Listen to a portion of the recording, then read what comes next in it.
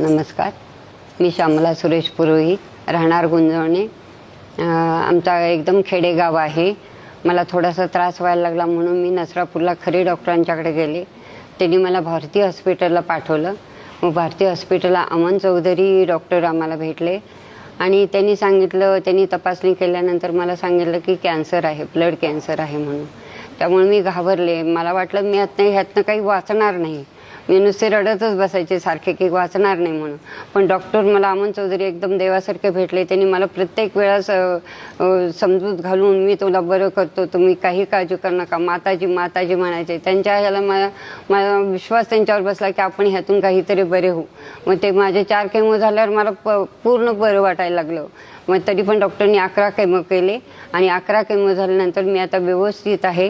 3 महिन्यांनी मला बोलवतात. डॉक्टर मला देवरूपाने भेटले. स्टॉफ पण चांगला भेटला भारती हॉस्पिटलचा आणि आता मी पूर्णपणे बरी आहे.